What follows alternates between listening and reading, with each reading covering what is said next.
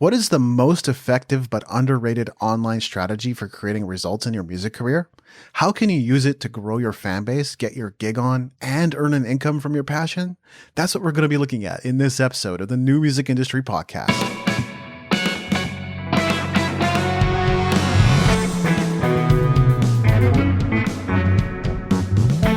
You're listening to the New Music Industry with David Andrew Wiebe. Hey, it's David Andrew Wiebe. And in this episode of the podcast, I'm going to share an update on Spiderweb Marketing, a topic I originally covered way back in episode 182 of the podcast and offered up as a free mini course. It's kind of funny to me that I can even say way back because it doesn't feel all that long ago, but true enough, it has been over 2 years since we published that episode. The strategy is still relevant and viable today, but we have learned a few things in the last couple of years. So let's get to talking about fine-tuning the strategy to get the best results possible. Number 1, set goals and create a singular focus for your Spiderweb marketing strategy.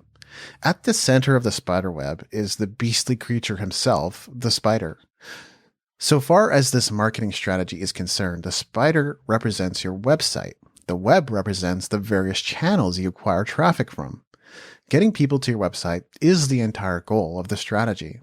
But more than ever, we need to be clear on what we want to get people to do once they've landed on our website. Do you want them to sign up for your email list, listen to your music, watch a video, buy your merch?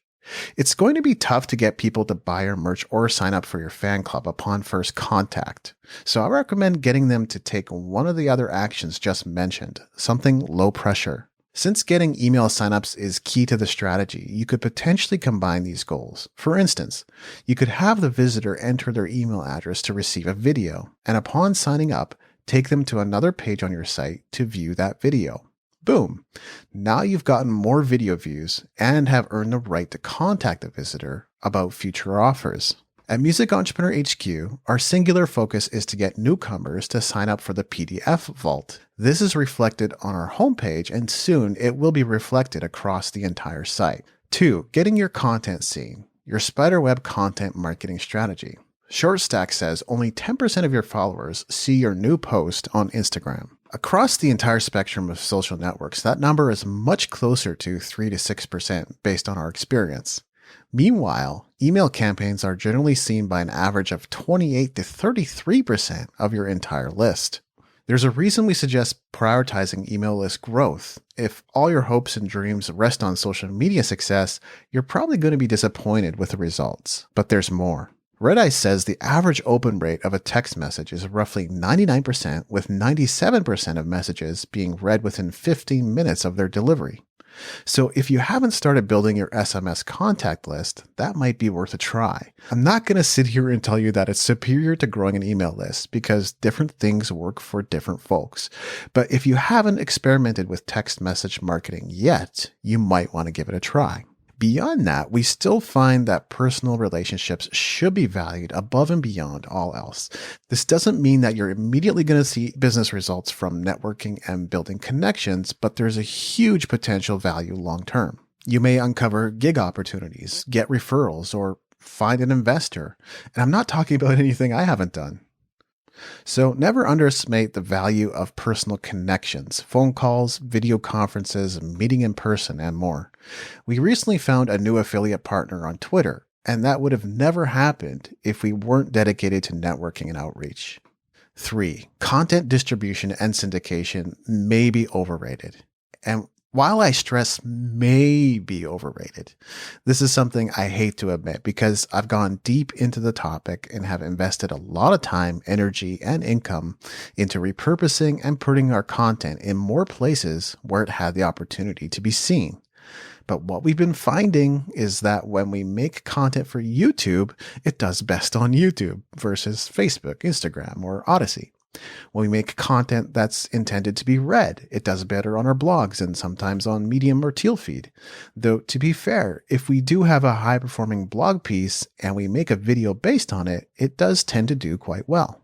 Again, though, doing a straight read of the blog piece wouldn't be as valuable as creating a video centered on the topic, accompanied by appropriate visual media. Podcast episodes do exponentially better on destinations where people are already subscribed to them, like Apple Podcast or Stitcher, versus on Facebook, Instagram, Odyssey, or anywhere else we might be inclined to send it. Does this mean you shouldn't distribute or syndicate at all? No, but understand that if you were to 80-20 the whole thing, you'd be much better off developing content specifically aimed at the platforms you're targeting, which is another great reason to determine your platform focus, because you simply can't be everywhere. I'm on Twitter, BitClout, Tealfeed, Medium, and YouTube, and besides that, I simply don't have the bandwidth to pursue. But note that auto-posting is not out of the equation. I still auto-post new blog posts to Facebook, various Twitter accounts, Tumblr, and LinkedIn. And our Tumblr following continues to grow without much effort on our part. Number 4, there's a pathway on every social network. Of course, there are always new platforms that reward you with a lot of traffic and views with less effort. Right now, that's TikTok. But in the not too distant future, that's guaranteed to change. If you're willing to jump from platform to platform, or to stick with a platform until it's a sinking ship, then give this no further thought. But if you want to build a solid following on long-standing legacy platforms, understand that there's a specific pathway to getting there. And when I say pathway, I mean a steady, reliable, consistent way to grow on that platform, which, to be fair, is always a moving target. But I recently published a YouTube video on this very subject covering how I found a pathway on Twitter. Finding your pathway on any social network could take a year or more of experimentation, learning, and seeking answers.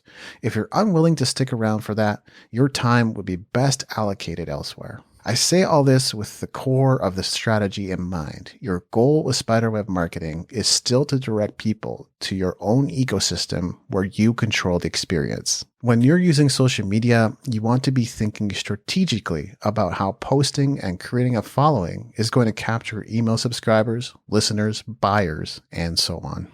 In summary, here are a few things we've discovered about the Spiderweb marketing strategy in the last couple of years. 1. There is far too much noise out there to compete with, so don't try to do everything. Create a singular focus for your website. What do you want visitors to do once they're on your site? Guide them in the right direction. Number 2, social media is useful but inferior to email marketing.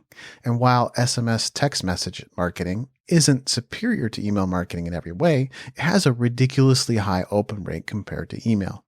Also, never underestimate the value of personal connections.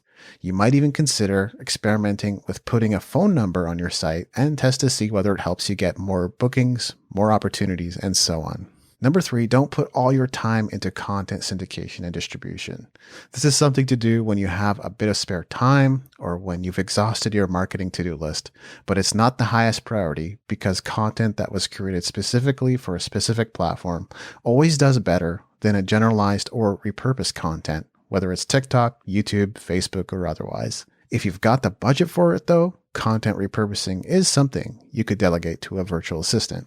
Number 4, if you have limited resources, be it income, time, personnel, or otherwise, there's simply no way to be successful on every social media platform. I'm focused on 5 platforms myself, but I've got a solid pathway for 2, a workable pathway for 2 others, and I'm still working on the 5th.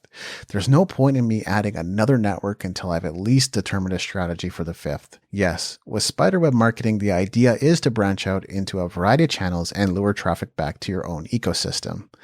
But if, for instance, you're still trying to figure out Instagram, don't worry about adding TikTok to your repertoire. Dive deeper into Instagram until you've found your pathway. Would you like to access our ebook on Spiderweb Marketing that lays out all the steps for you?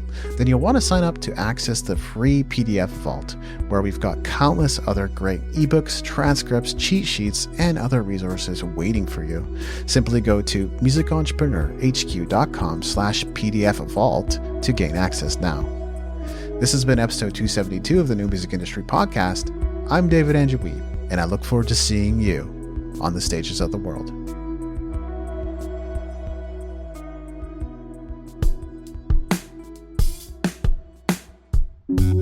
Thanks for listening. The opening theme, closing theme, and closing segment ambient music was created by Brian Bob Young.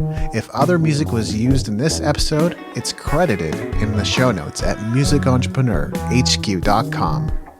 Please leave us a rating and review in iTunes to help us spread the word about the show.